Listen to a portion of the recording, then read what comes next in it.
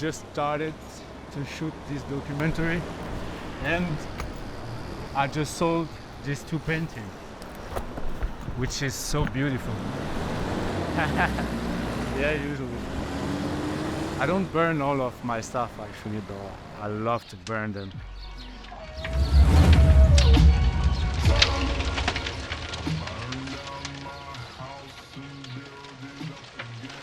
I'm happy I didn't burn these. Welcome back to Pack Heavy Chase Light. For this episode, we have Willy Cartier. I feel like when you think of Paris, you think of art and fashion and culture, and Willy kind of embodies all of that. Originally coming from dance, his parents were dancers, going into modeling and acting, becoming a painter, an incredible photographer. He just sat down and can play piano. So he really kind of does anything and everything that's creative. At first, Willy looks pretty intimidating. I don't know if that's just because he's way taller than me and he wears like platform boots. So he's even taller and he's fit and wears all black, and it's kind of, he can seem a bit daunting, but his character does not portray that whatsoever. He's incredibly lighthearted and kind and well-spoken and very thoughtful in everything that he does. With that being said, welcome to episode 2 of Pack Heavy Chase Light with Willy Cartier.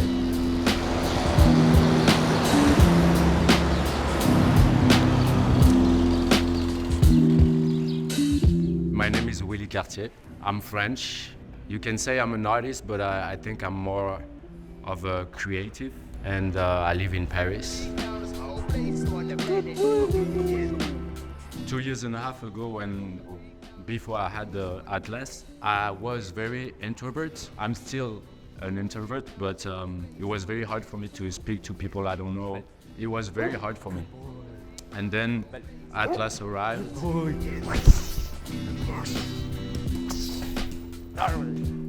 It just helped me a lot to just chill and have less anxiety.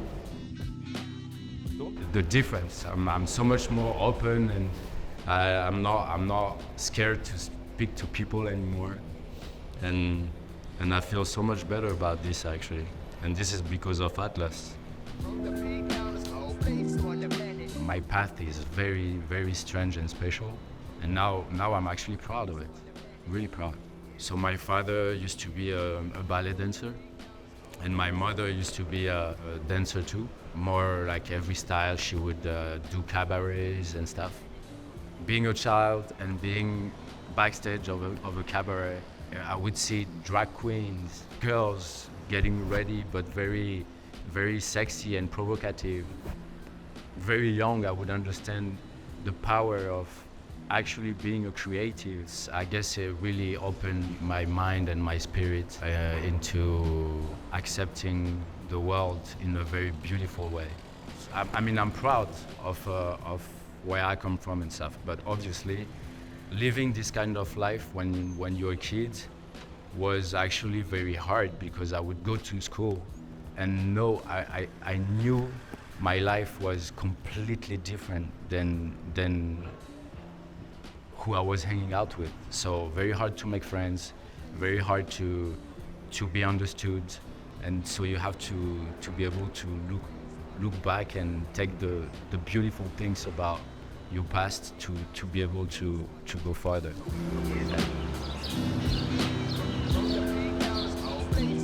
I'm just trying to be creative with stuff around me wherever I go.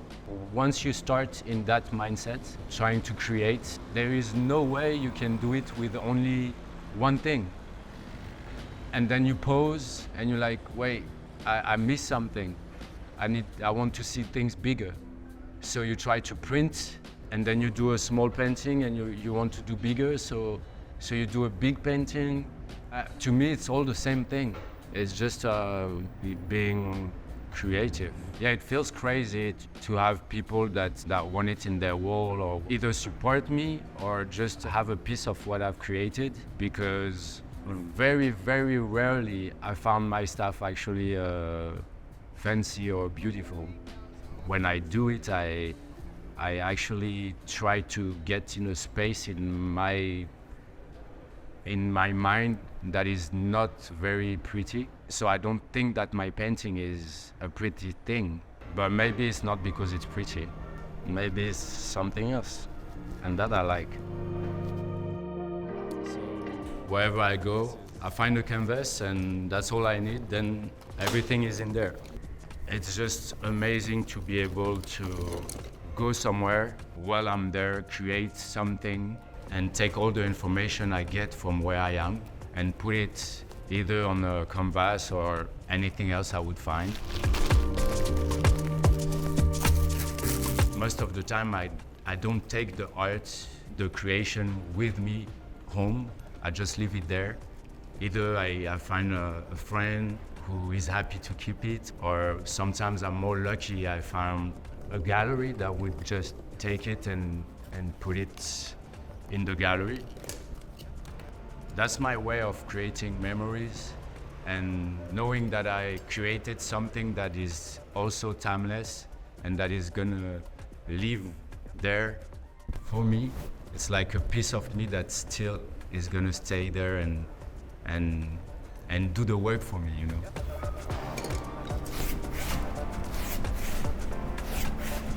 Kindness, take a journey.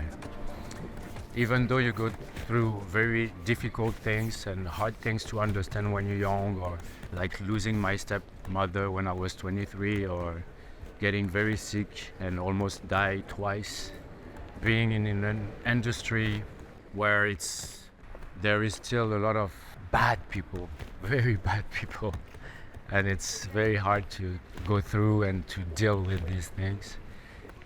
What I want to say is if you still believe that out of all these things you can still live beautiful moments, well, this is the real kindness, to not go in the dark side, you know.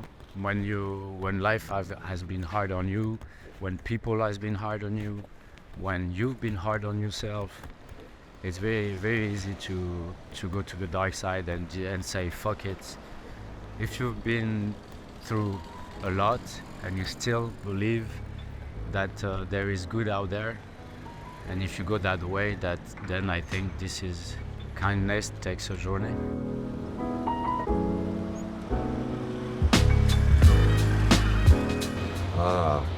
We should do a t-shirt about that. Who is Willy Cartier? Who is Willy? Because I think nobody really knows Willy. Willy is a great human being. If you see him and you don't know him, you can imagine he's a little bit dark, maybe a little bit freaky. It depends who you are, of course. But as soon as you start to just exchange 3 words with him, you understand he's one of the kindest person on the planet. Because you can imagine, okay, he's a model. Beautiful guy, long hair, nice skin. Say, okay, maybe it's just a model, but no, not at all. He's also dancer, he does a lot of sport. And I discovered last year or 2 years ago that he was also a great artist. So it's a 360 guy in any kind of level. I try to don't be jealous. It's tough. Be honest, what I prefer is when I see stories of him when he's in the countryside, with his family, with his dogs, in the nature.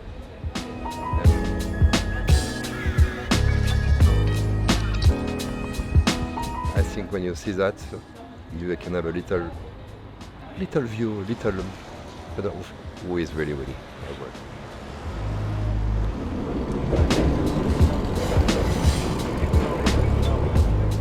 I've had the opportunity and the luck to be shot by some of the best photographers actually, and without even asking them questions, just watching them work were like school for me. I was just watching without asking questions actually. On film, everything is just so magical. It really feels like you're capturing something timeless. Right now, this is the prints of some of my photography that was on my last, on my last exhibition in Paris. They were packed here because I'm gonna send them to New York for my next exhibition on the 17th of May. But since you guys are here, I'm just gonna try to show you a little bit. Hopefully I don't break anything.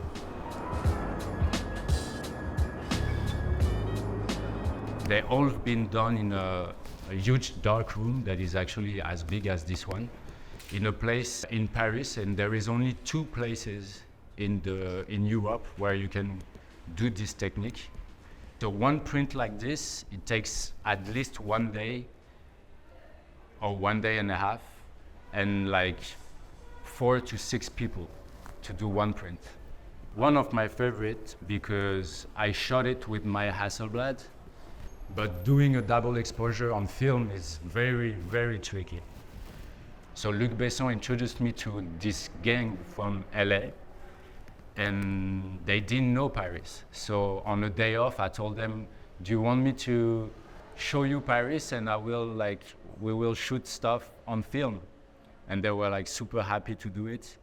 And so this series is called Gang in Paris, because if you take a look at it, it's like a West Coast gang in some of the most iconic places in Paris.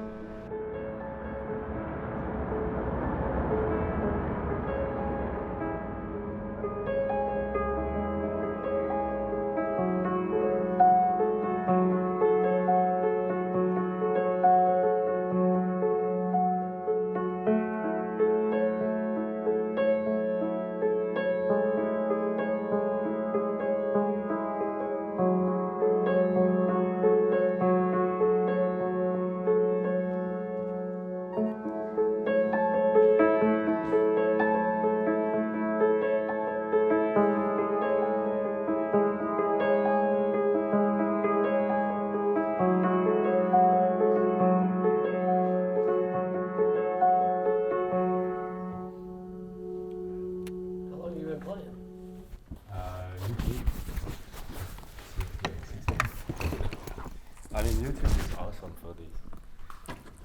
You can learn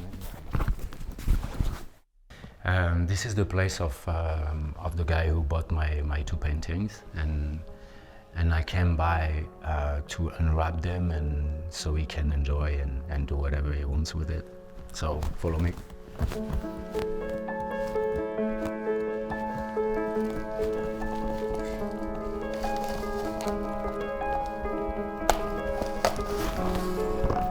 I mean, is it good for an artist to say where his art comes from? Or isn't it better for you guys to just interpret whatever you want with it?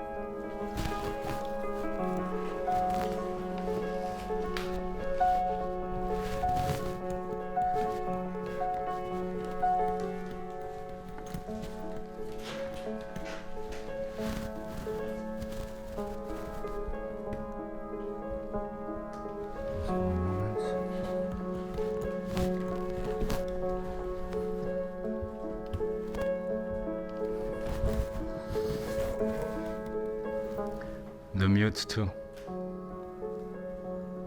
They're all mutes actually.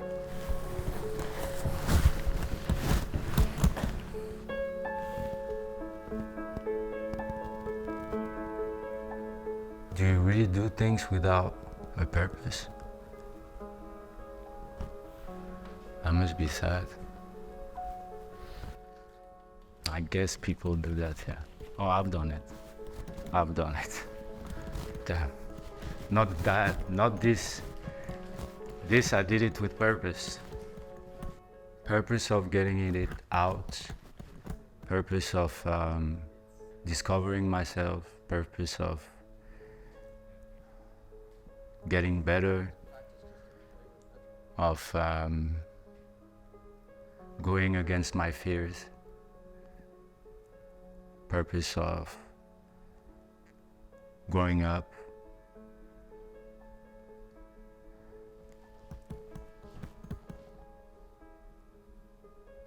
Purpose of scared of of ruining the painting, but let's just keep on going, you know, even if you're scared. Every time I touch the painting, when I paint, I have the feeling that I'm just gonna ruin it. But once you put your finger on it, you don't think anymore. And you're like, oh, I should have started so much earlier. Or why was it so hard to just get on it? Because once you're on it, it's just there is no question. It just flows. You just do it.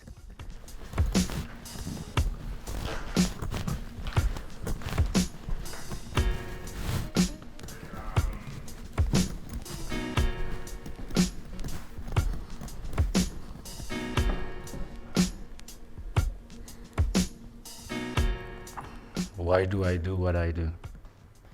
I guess the answer can change every day.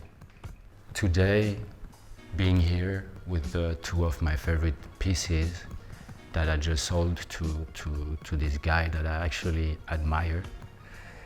Answer of the question, this is one of the beautiful reasons why I'm doing what I do.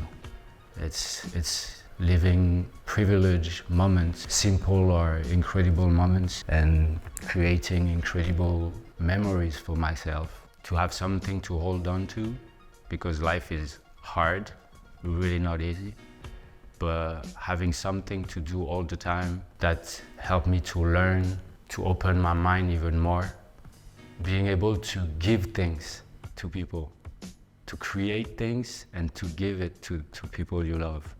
Like taking pictures and give the picture to someone, drawing or painting and give it to someone that you love, you know. And I think that's actually amazing, being able to create something that you love. It's something that I never thought I would have or be able to do. And I think it's actually a very beautiful sensation.